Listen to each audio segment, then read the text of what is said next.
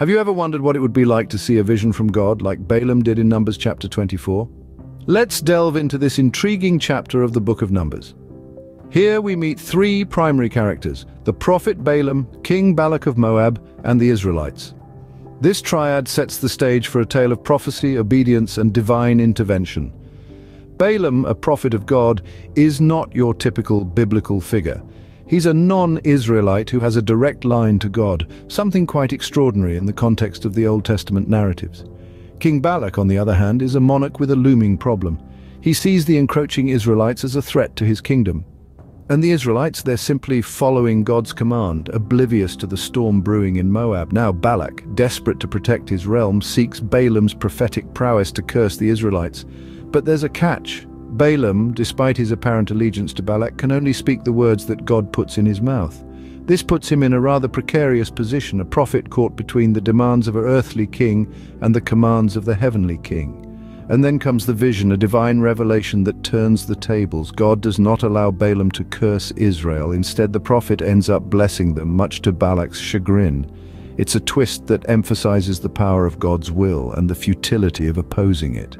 The significance of Balaam's vision cannot be understated. It's not just about the blessing or the prophecy it entails. It's about obedience. Balaam's steadfastness to only speak what God commands, even when under pressure from a king.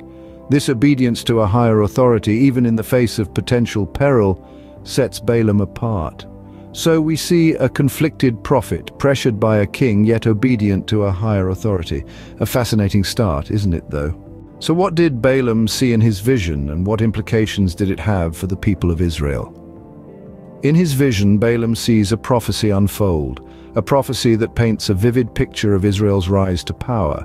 It's no ordinary rise, mind you. It's described as a lion that rises from the prey, a metaphor that conveys the strength and the might of the nation. Balaam's vision doesn't stop there. It sees beyond the immediate future. It peers into the corridors of time. Among the prophecies, one particular prediction stands out.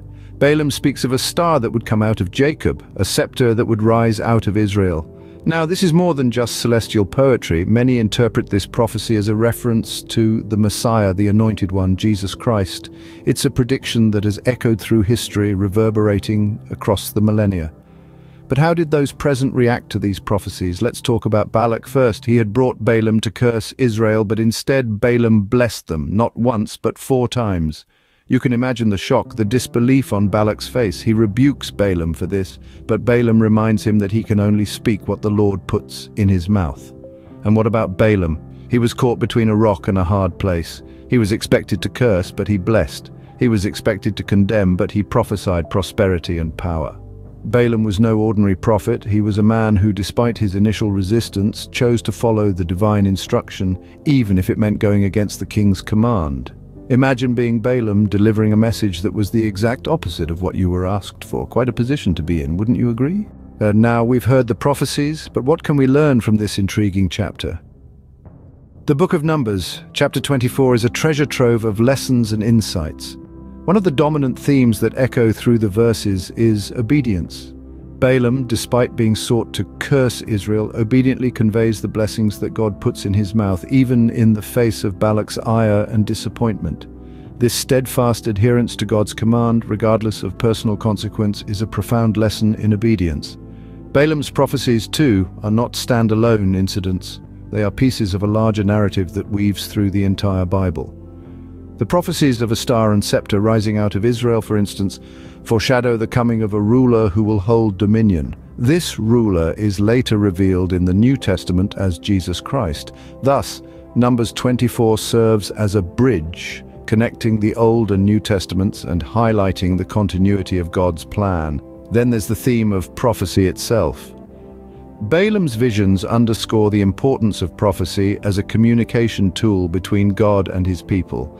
Prophecy isn't just about predicting the future, it's about conveying God's will, his plans, and his promises. It's a reminder that God is in control, steering the course of history according to his grand design. And what about Balaam's actions? They are a lesson in themselves. His refusal to go beyond God's word, his integrity even when faced with lucrative offers, and his understanding that he cannot alter God's plans all speak volumes about his character. He teaches us that respecting God's word is not just about saying the right things, but also about doing the right things. These lessons from Numbers 24 are timeless. They challenge us to be obedient, to trust in God's plan, and to respect his word. Not just in speech, but in action.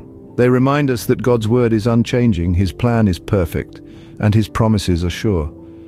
It's not just about what Balaam said, but also about what he did, his obedience, his integrity, and his respect for God's word.